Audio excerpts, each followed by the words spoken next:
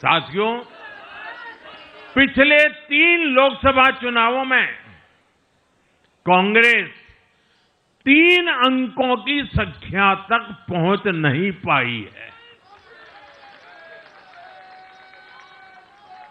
2024 के लोकसभा चुनाव के बाद, मैं 24 की बात कर रहा हूं,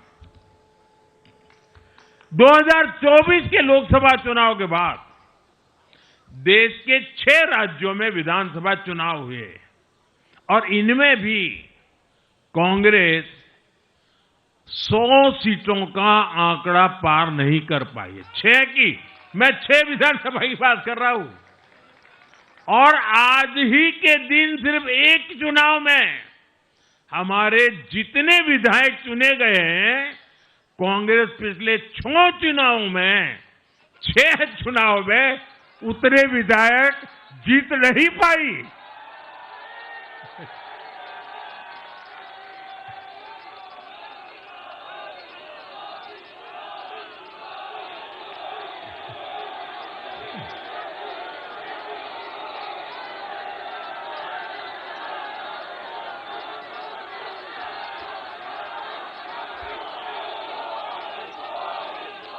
अब आप सोचिए, आज एक चुनाव में हमें जितनी सीटें मिली हैं, 6 विधानसभा चुनाव जो अभी लोकसभा के बाद गए, उतनी सीटें उससे भी हम लोग ज्यादा इस बार लेके आए।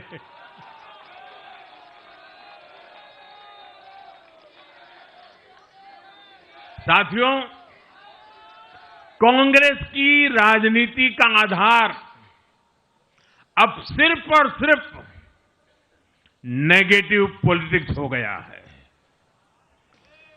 कभी चौकीदार चोर है का नारा, संसद का समय बर्बाद करना, हर इंस्टीट्यूशन को अटैक करना, कभी ईवीएम पर सवाल, कभी चुनाव आयोग को गाली, कभी वोट चोरी का मनगढ़ंत झूठा आरोप, जाति और धर्म के आधार पर लोगों को बांटना, देश के बजाय देश के दुश्मनों के एजेंडे को आगे लाना। कांग्रेस के पास देश के लिए कोई पॉजिटिव विजन नहीं है। सच्चाई यह है कि आज कांग्रेस, और मैं बहुत गंभीरता के साथ कहता हूं,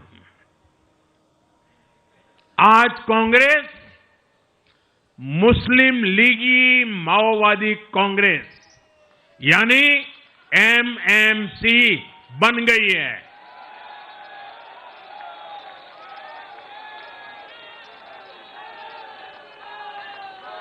ये कांग्रेस मुस्लिम लीगी माओवादी कांग्रेस है, ये एमएमसी है।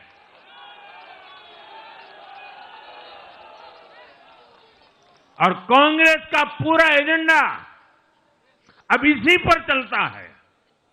और इसलिए अब कांग्रेस के भीतर भी एक अलग धड़ा पैदा हो रहा है, जो इस नेगेटिव पॉलिटिक्स से असहज है।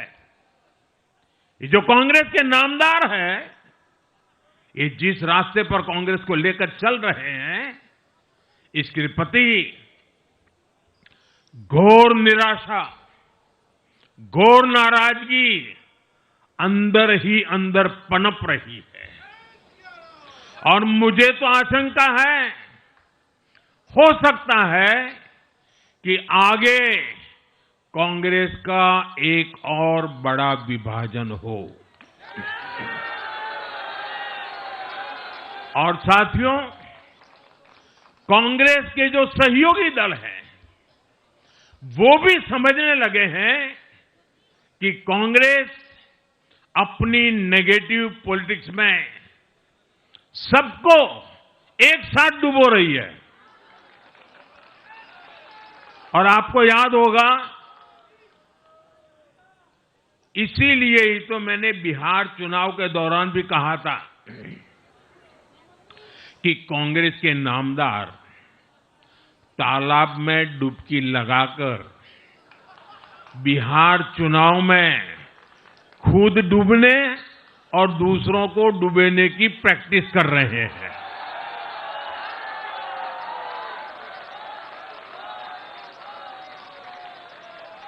साथियों, मैंने पहले भी इसी मंच से कांग्रेस के सहयोगियों को चेताया था। मैंने कहा था कि कांग्रेस एक लायबिलिटी है। कांग्रेस एक ऐसी परजीवी है जो अपने सहयोगियों के वोट बैंक को निगलकर अपनी वापसी करना चाहती है। इसलिए कांग्रेस से सावधान रहने की जरूरत उसके सहयोगियों को भी है। आज बिहार में आरजेडी को सांप सूंघा हुआ है और जैसे मैंने बिहार चुनाव के समय कहा था,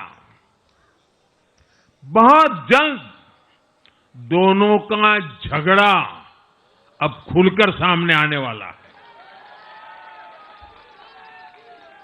साथियों, आज की ये विजय एक नई यात्रा की शुरुआत है। बिहार ने जो भरोसा हम पर जताया है, उसने हमारे कंधों पर जिम्मेदारी और बढ़ा दी है। मैं आपको विश्वास दिलाता हूं, आने वाले 5 साल बिहार और तेज गति से आगे बढ़ेगा। बिहार में नए उद्योग लगेंगे। बिहार के नौजवानों को बिहार में ही रोजगार मिले, इसके लिए लगातार काम किया जाएगा।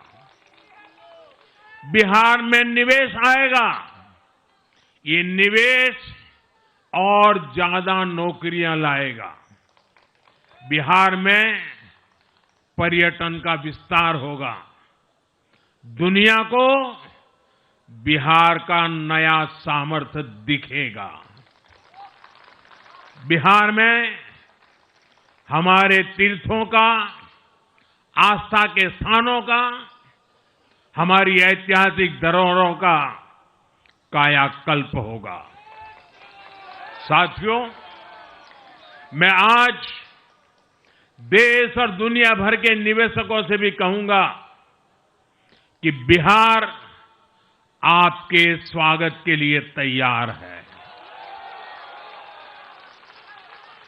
मैं देश और दुनिया में बसी बिहार की संतानों से भी कहूंगा कि बिहार में निवेश करने का सबसे उपयुक्त समय है। साथियों, आज मैं बिहार की एक एक मां, एक एक युवा, एक एक किसान, एक एक गरीब परिवार को कहना चाहता हूं, आपका भरोसा, आपका भरोसा ये मेरा प्रण है।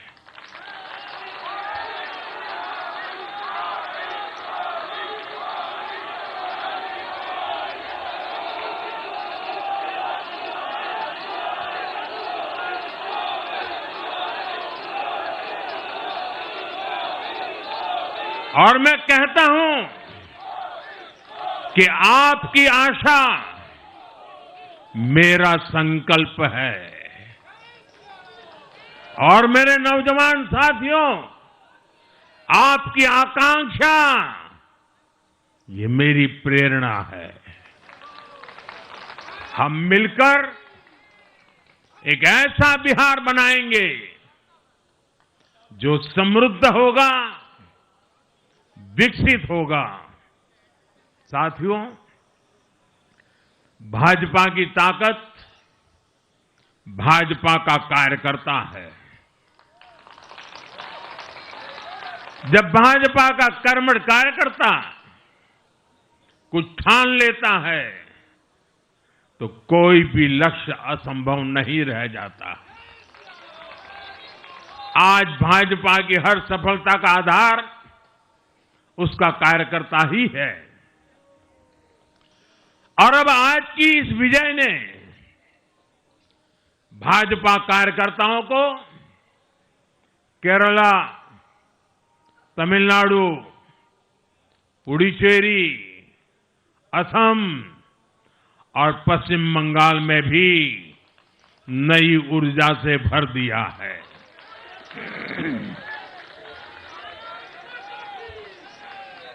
और हां, गंगा जी यहां बिहार से बहते हुए ही बंगाल तक पहुंचती है।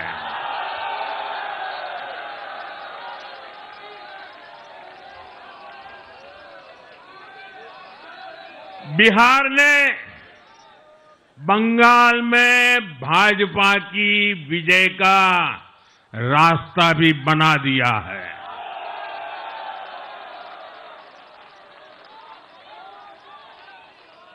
मैं बंगाल के भाइयों बहनों को भी आश्वस्त करता हूं, अब भाजपा आपके साथ मिलकर पश्चिम बंगाल से भी जंगल राज को उखाड़ फेंकेगी।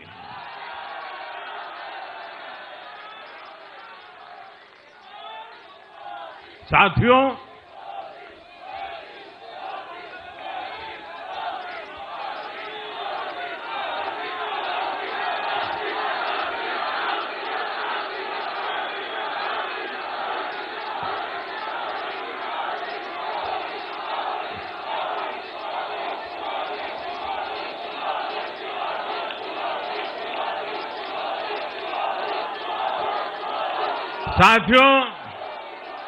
मैं एक बार फिर बिहार के हर मतदाता का आभार व्यक्त करता हूं। आप सबका भी बहुत बहुत धन्यवाद। भारत माता की ये वर्ष वंदे मातरम के 150 का महत्वपूर्ण वर्ष है। मेरे साथ बोले वंदे वंदे वंदे वंदे वंदे वंदे वंदे वंदे वंदे वंदे वंदे वंदे।